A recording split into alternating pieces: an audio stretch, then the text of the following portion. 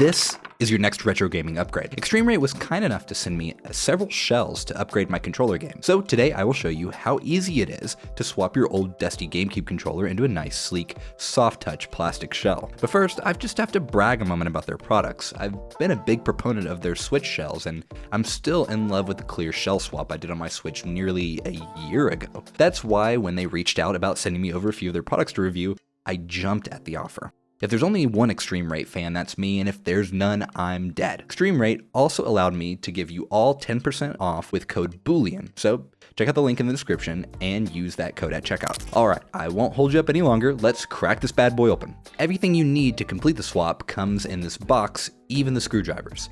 It took me a bit longer because, in predictable fashion, I didn't bother with tutorials or instructions. Just some good old Kentucky reverse engineering. Even that was simple. I also noticed that the pieces the kit came with were gray, so I'll be using the OEM buttons for my own build because I really want to capture as much of the classic retro Indigo vibes as possible. Once you get everything disassembled, it's pretty easy to drop those buttons into the faceplate. I also made sure to replace the thumbsticks with the new ones since they were pretty chewed up from my brother when we were younger. Fun fact about GameCube controllers. The GameCube has analog triggers which detect varying levels of pressure.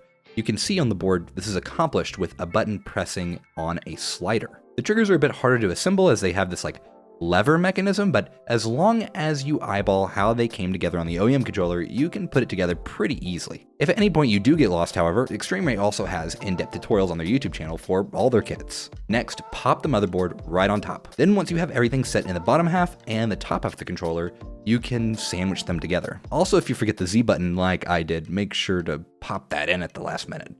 The controller should click together securely, just enough to screw it in. And that's pretty much it.